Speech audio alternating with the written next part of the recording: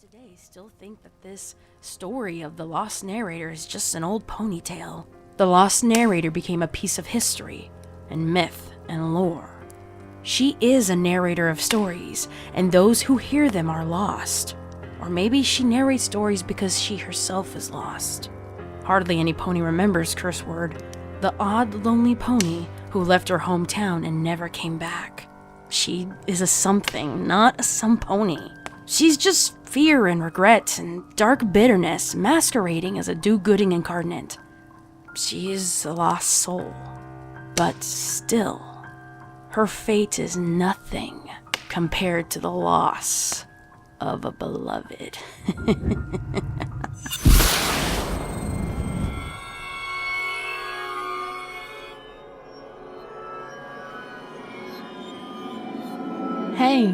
Hey there. It's all right. No need to freak out. There you are. See? That wasn't too bad, was it? Ponies tend to hype up the transition all the time as this big, terrifying process, and really, it's more like, well, that. Don't worry, that strange, airy feeling will go away any second. And there we go. I see that look on your face. You don't know me, and, well, you're not really supposed to. I'll just get that out right off the bat. It's always the same questions, really. Where am I? Who are you? What was up with Miss Magpiepony and all of her evil rage? Well, I'm stopping this one before it happens and answering all of the questions so you don't have to pester me. Okay? My name is... well, my name doesn't really matter, since no pony can remember it. I'm just gonna come right out and say it. I'm the pony that she referred to as Beloved. Now, that's not my actual name, but I think it's more of a nice term. It's better than my real name anyway. Oh, did I not tell you? You're supposed to follow me, silly. Come on. I know the way. I've only walked it like 1,000,000 times. What's one more? And don't worry, I don't bite. I'm just that sort of in-between guide, I guess you could say. Things in the afterlife have to be all complicated. You can't just go from one place to the other. You have to journey there. It's strange, but it's true. One of the ponies who passed through here once called it purgatory. I like saying that. Purgatory. Sounds kind of neat. Anyway, so yeah, I'm not an angel. Though I did pretend to be one a couple of times. I even tried the whole thee, thy, thou thing. But it kind of blew up in my face when I accidentally let out a not-so-angelic word. Oh well. So by this point you're thinking, well, I'm dead. And I'm following Curseword's dead lover to wherever I'm supposed to go. This totally isn't weird at all. Since we have nothing but time up here, I guess it would probably be a good idea if I fill in the gaps. Some ponies like to hear the whole story. They said it makes their death seem more fulfilled, I guess. Like they're the only ones in on this big magical secret about where Curseword's lover is, and they know things that she doesn't. Kinda takes the sting out of dying a little, don't you think? So... once upon a time, a cute little filly was born, and a bunch of stuff happened. The end. Riveting, right? All right. I'll tell you the real story. I just like to see ponies' faces after I hype it up, and then I give them that. I came from... you know what? It doesn't really matter where I came from. None of the other events, moments, compared to when I met Curseword. It's probably the first and the only really true best moment in my past of any consequence. I ended up in that little town, homeless. Don't ask me why, and don't give me pity. I wasn't some kind of beggar pony, I just didn't have a literal home. I was a wanderer. This was the first place that I felt safe.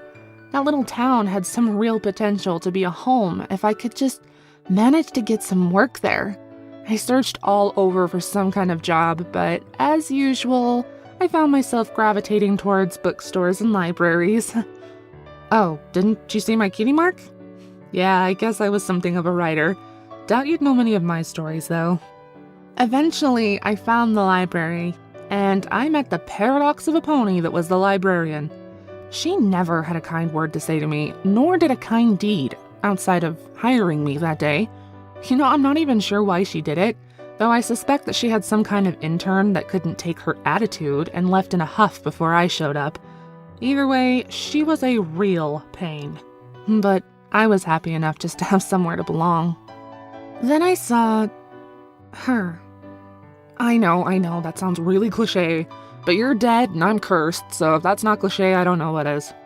She was just so different from other ponies that I'd seen. I had some difficulties trusting ponies those days, but I felt myself gravitating towards this storyteller. I wish you could have seen the way those foals' eyes lit up when she brought to life the story she wove. It was like witnessing miniature fairy tales coming true right there in the comfort of the library. If I wasn't in love with this town before, I certainly was then. I honestly didn't plan on talking to her that day.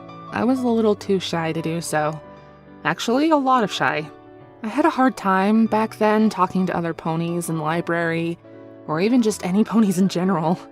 It was during that time that I tended to keep to myself more than anything, so when I caught her eyeing me from across the room as she was telling a story to the foals, you can imagine how nervous I was. Now that I think about it, I don't even remember the story she was telling at the time, but I do remember the look in her eyes. They were gentle, deep-set. She would close her eyes and let the magic just engulf the foals as she brought the scene to life for them. And as their little hearts filled with magic, she opened her eyes and smiled back at me. It's funny because even now, just thinking about that, I still get the warm fuzzies. After she had finished her time with the foals, she trotted over. She wasn't afraid to introduce herself, and soon enough, she gave me the gossip about the boss I already hated. She was so charming, I guess is the word, and I was so frazzled. I wasn't used to some pony being kind right off the bat. Still, I know you can already tell that I'm a talker, so it didn't take long to pretty much get me to spill the important bullet points of my story. She didn't seem bored or deterred by it either, which for me was another odd thing. Before I ended up in that little town, I wasn't really allowed to talk so much, so it was nice. Have you ever heard that saying, mare friends move in on the second date? Well, I think we kind of started that one. She found out that I was staying in a not-so-great place. Won't go into details on that. And she opened her door, just like that. She insisted, since I didn't really have anywhere else to go, and I was a proper roommate. I did my share and more of the cleaning and the cooking, kind of hoping that would compensate for the quick move. And soon enough, it was as if we'd lived in that little house together all along, and we just didn't know it. It just came naturally, I guess. Did you know that I'm actually the first pony to figure out curse words, special talent? The real special talent? Maybe it was my love of puns that made me realize it's the words themselves that could curse. And I knew that because of her eyes. Now, before you go thinking she was always destined to ruin lives with that talent of hers, you should know. The talent was what made that town so perfect. Her power was good, and she used it for good. She just didn't know it existed, and I didn't want to upset the balance. She was kind of oblivious to things around her. Sometimes I swear she just thought she lived in this little bubble with her and I, and nothing else mattered, but I paid attention. There were little changes for other ponies here and there, or even changes to the town itself, and it was always just for the better. I saw her causing this, just by her mere words. If she said and willed it to be, it came true, and her eyes were the biggest indication that something awesome was about to happen. So knowing all of this, I didn't want to give her the weight of the responsibility of her own gift. I kind of took it upon myself instead. If there was something that needed a little love or happiness, I would just steer her in the right direction, and somehow her magic would just do the rest. Of course, living with her, I got to see firsthand how amazing that power was, but it wasn't the power that I loved. It was her. She had one of the kindest and most giving hearts of any pony in that town, and for some reason she loved me. There was never a single doubt in my mind just how much Kirsty loved me. She really did mean it when she said with her whole heart. To be honest, I still wonder to this day what a mare like her even saw in me. So far, everything's all happy, bright, and cheerful, isn't it? Well, you're dead, so I didn't want the first thing you heard to be dark and depressing. I guess, though, this is the part of the story that gets a little on the plot twist side. I mean, nothing in life is perfect, so there has to be a catch-22 somewhere. It's not like Curse could just keep everything perfect forever. That's not how life works. This life we had built, and this town that was a slice of heaven was suddenly tainted. It was stained, like when you drop an inkwell on your coat. Kersey's coat was darker than mine, so it wouldn't be as obvious, but when I would drop just even the tiniest bit of ink on my pink coat, well, it wouldn't come out for weeks. It was kind of the same thing. I had finally found a place to call my own. It was mine, and she showed up. Just another one of the mothers dropping her full off for one of the famous storytellings at the library. She didn't even see me. Nor did she see the pile of books that suddenly dropped along with my stomach. I wanted to run. I didn't want to be there anymore. I could feel my heart wanting to jump into my throat, and that moment... I had just found this place, and now I felt like I needed to flee from it. But I couldn't leave Curse. So I did the only other thing a logical and rational-minded mare would do. I stalked her home to see where she lived. And there it was, the perfect little house on the perfect little lane, so perfectly placed in the heart of her perfect little world. A pretty little garden with perfect rows of flowers out front, and white painted shutters that perfectly matched the cream color of her house. It was so perfectly sickening. And fate loves to deal all the perfect little cards at once, right? I just happened to see her new little house stallion greet her out front with nothing but smiles. Smiles. I don't even know how she scored a stallion like that. She had once told me she would never be with a stallion in all of her life. So for her, this... Oh, you don't know what house stallion means, do you? It's not really a familiar term, I know, but trust me, if there was a working pony in that household, it would be her. For his sake, I prayed he could at least cook. I remember getting home that night and just how agitated and closed off I was from Curse.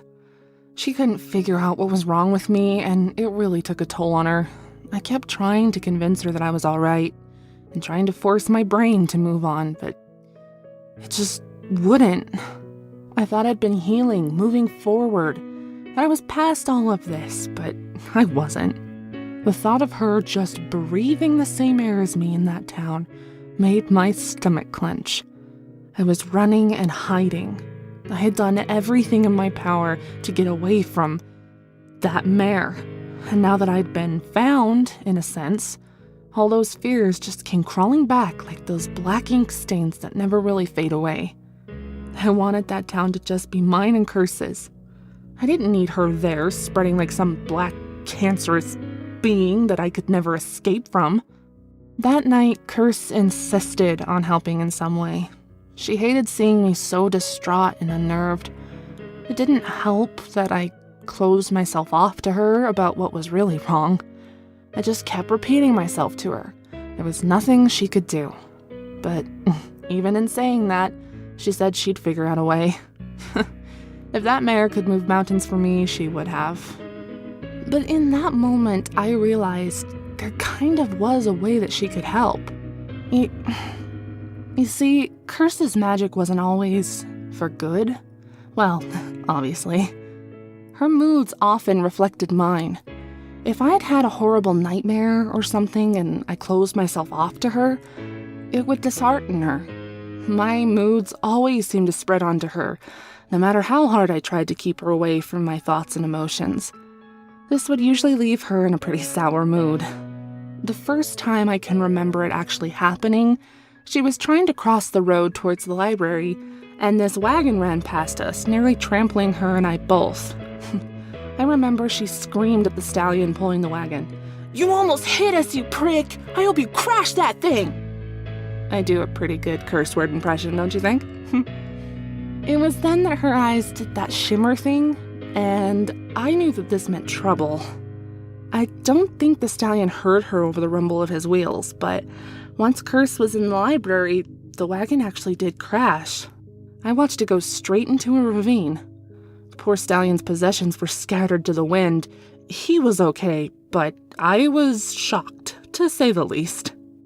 But it didn't take long for the shock to wear off before I realized this might be the thing I need to finally move on with my life. This, Curse's power. I could use it to shatter her perfect little world. I could be free from all those sleepless nights trying to forget a past that continued to creep into my mind. I could actually move on, be a functioning mare, be a better mare friend for Curse. I wanted that more than anything. It'd have to be clever, though. Something she couldn't trace back to me, if or when she ever did see me. Trust me, I was an expert at hide and don't seek. I fought long and hard for a way to ruin her, but it wasn't until I watched her drop off her foal that it finally hit me like a brick wall. Her colt. He was just like all the other foals enchanted by my Cursey's stories. He'd do anything to impress her. And I would do anything to ruin his mother's life. See, Curse was in one of those moods again, and I kind of waited until she was. The night before, I lied to her. I woke up in the middle of the night claiming to have another nightmare, and she, of course, wanted to stay up with me and try to help. I purposely closed myself off to her so that it would upset her. I know that sounds terrible, but I had my reasons. It helped that she was already kind of up in hooves over the fact that one of her foal's parents had complained. One of the recent stories she told was a bit too dark for their liking. She was so excited about the stories I had written, I think she might have accidentally taken some influence from them unintentionally. If there was one thing Curseword couldn't stand, though, it was being told that a story was bad and being told what to tell next. So I may have suggested to that little colt that he insist on a new story for her to tell. It just kind of worked to my benefit that he didn't like the ones she was telling at the time anyway.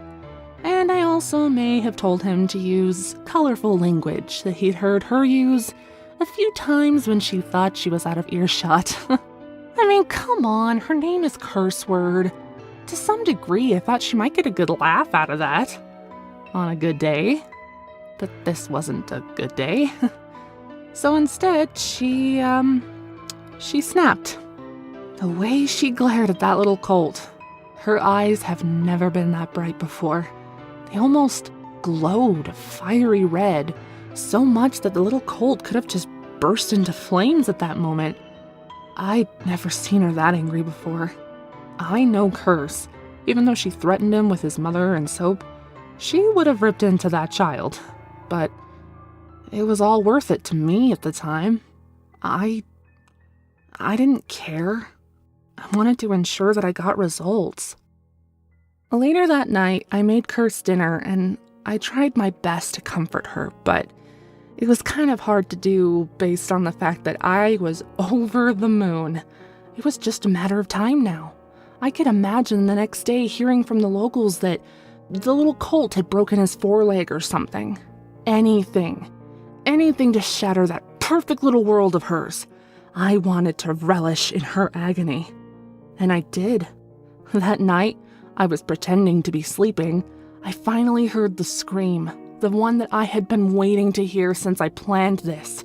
I'd never felt so much satisfaction and relief all at once.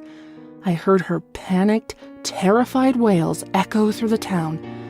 And for once, she was the one who was hurt. She was the one who was crying and distraught. She was the one who was ruined.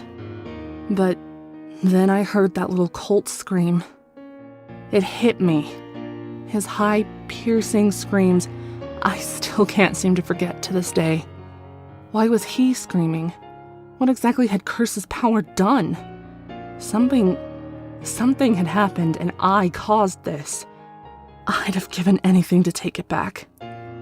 Curse was the one shaking me awake to see if I'd heard it. She insisted something was wrong and that we needed to follow the screams. I raced with her through the town to see what had become of the poor thing, and, well, this part you know. I couldn't bring myself to go upstairs with her to see what had happened. I could hear curse words screaming, demanding to know why. It was then that I heard a thud and a crash. I remember how silent everything was after that. Deafening, and it lingered over that whole night. Curse slowly came back down as we waited outside for the authorities and the other town's ponies. She told me that she had punched the mare upstairs and knocked her out. If I had known it was that easy, I would have just told her everything from the beginning. I still remember the look on her face. She blamed herself for this. All of it. Things got worse from there. I receded, punishing myself in silence for the horrendous act that I had created.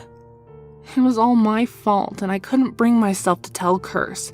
I couldn't tell any pony what I'd done. If I did, Curse would have been at fault as well, and I didn't want to ruin what little we did have left of this perfect life. Yes, she was now being punished for murdering her own foal, but at what cost? Not only did I end a precious, innocent life, but now Curse, she'd been tainted. Not to mention she was aware of it now, her power, and became obsessed with it. All that time I tried to keep the burden from her shoulders was for nothing, and no matter what I tried, she wouldn't let it go. She just kept going on and on and on about it. It was cute that she thought I had no clue. I'd known about it all along. There were so many secrets between the two of us.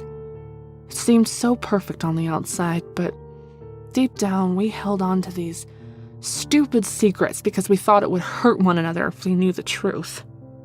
When you have time, like me, to think things over, eventually everything seems to become crystal clear. The night when it happened, I remember that probably clearer than anything else. It was our anniversary. We always celebrated it. It meant so much to her too, considering how she was with me. She never, and I mean never, forgot about that. How could she? It was silly for me to get so upset about that, and at that point, she had just reached her limit. She wasn't taking care of herself, and she was so paranoid about everything she did. She closed herself off, and I just couldn't sit there and take it anymore. I mean, I worked so hard that night to try and cheer her up. But when she showed up at the door with nothing except a dumbfounded look on her face, I just lost it. I got so frustrated and angry. But when I really think about it, I wasn't angry at her for forgetting the anniversary. I was angry at myself. I had caused this. I had caused her to turn into this shell of a pony. So I lashed out at her, and I didn't hold back. I had just had enough of everything. But so had she. I hated the fact that she found out about that power. And I hated that she had come to this town. Of all the towns. I hated the fact that I dwelled on something so horrible that I couldn't even realize I had something amazing in front of me. I had become consumed by it. Curse just stood there. I could see her wincing at my words. They stung. She tried her best not to raise her voice at me, but every pony has their limits. It wasn't until I accused her of not truly loving me that I really, really hurt her. It's such a silly thing to even think about. I mean, she's still searching for me after all these years. I was just running high on emotions, and let's be honest, I wasn't thinking. It was then that Curse shouted back at me, and those eyes of hers, those crimson eyes just glimmered, and I stared unblinking. It was in that exact moment that I knew what she had done. They shimmered so intensely, far more than any other time I had seen. And when she stormed off upstairs, that's when everything began to fade to black. That murky black ink began to spread everywhere. I was screaming, yelling for her to come back, but it was already too late. And it was my own fault too. Everything that happened up to that point was on my shoulders, and it was my weight to carry. I had destroyed anything left when I used her for the sake of my own petty revenge. All in all, it was a fair punishment for the crime I committed. I was convinced that this was, well, you know, the place you go in the downward direction. The thing is, I could still see her sometimes. I know that sounds crazy, but it's true. The murkiness occasionally fades away and I can see her. I thought it was the murkiness just fooling me, like tempting me with something I can't have, but it really was her. She looked so miserable. I watched her as she changed into that bitter, hollowed thing that you saw earlier. She can't see me. She can't hear me either, despite how much I've tried calling out to her. I've watched her this whole time. The times she's traveled trying to find me, the moments she thought she was genuinely alone, crying to herself about how she ruined me. Us. This was the worst torture of all, watching her fall further and further away from what she was because of me. If only I could just tell her that I'm right here. I haven't left her side this whole time. Well, with the exceptions of guiding you ponies to the other side, but she doesn't get it. I'm still here. I'm always going to be here. What I wouldn't give to just say that I'm sorry and that I still love her. And yes, even with her looking like that, I don't care. She'll always be my Kersey. It was around the time when she really started lashing out at other ponies that they started showing up here. You know, the dead ones. For a second, I honestly thought that I was dead, but it wasn't until I tried to follow one of them to the other side that I realized I'm just stuck. I can't go anywhere. I'm always here, waiting for something to change.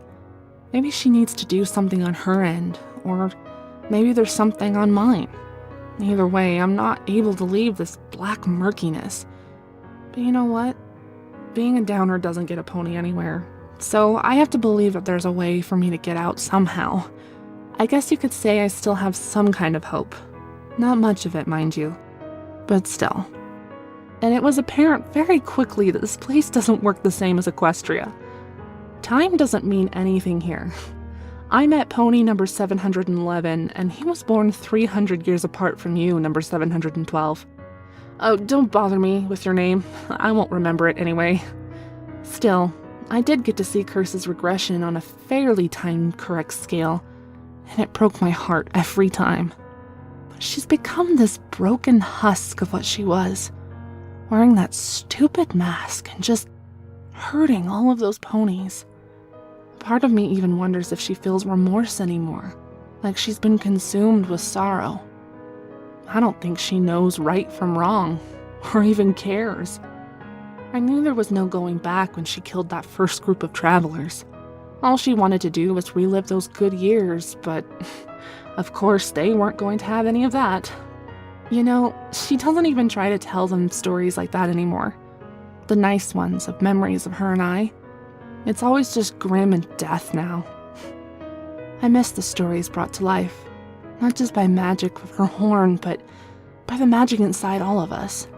The hope that anything was possible. I guess what I'm trying to say is, I'm trying to right that wrong. You're dead. She killed you with her own words, and that's why I'm here. To help you poor ponies get somewhere where these stories can't hurt you anymore. Well, here's our stop. See, I've got this thing timed out perfectly for our little journey here. I hope that answered a few of your questions, though I'm sure you have hundreds more. And I want you to know that I am sorry. Sorry that you had to cross over to this. Sorry that you had to hear one of the twisted tales I wrote those many years ago.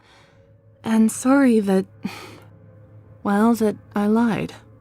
Oh, I wasn't lying about my story. It would kind of be difficult to lie about all of that. It's true. But remember that light that you were headed towards earlier? Well, I couldn't have you wandering off towards it. You're far too important to me for that. Besides, ponies who end up here always seem to love hearing stories. What better way to get you to follow me than with a story? You have been a very good listener, pony number 712. There are some ponies who don't always listen to me the whole way. They leave and they follow that light in the middle. So rude. But not you. No, you stayed and you listened, and now you're here. Oh, you should know, I've kind of made a little bit of a deal that I have to hold up my end of the bargain. The more souls I get, the happier he is. And the happier he is, the sooner I can get back to be with my beloved again. I need to break this curse so that I can fix everything. You know, he even said if I get a few more, I might be able to completely revert her back. So, if anything, your death wasn't in vain. At least you got to hear a story again before the end. Who doesn't love a good story? So, I am sorry, but I guess I always like the grim and gory stories more for a reason.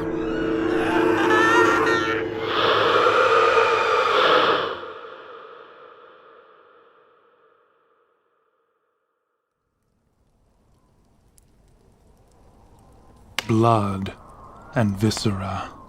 That was all that was left around the single mare that stood in the middle of the campsite.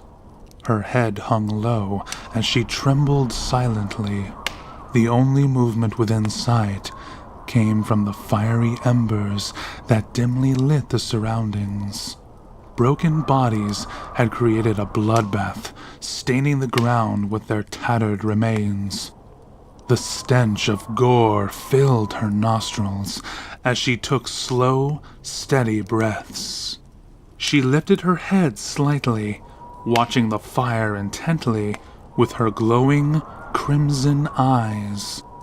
They did not move or waver from the dancing flame as they shone through the tattered leather mask that remained on her face. That mask, old, bloody, ruined, just like her. Those simple thoughts ran through her mind as she shut her eyes, listening to the howling of the night. Her weathered, torn cloak flailed about, the wind rushing around her. She slowly lifted her forehoof to her muzzle, dragging it along the end of the worn leather.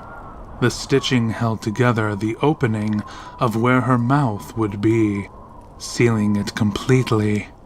She wondered how ponies could hear her words through such a mask.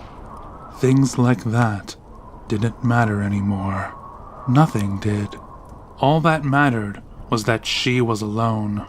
Nothing would undo what she had done. She knew that too much time had passed for any form of redemption. She was a damned soul. When she gradually opened her eyes, she had been given a new clarity of the world.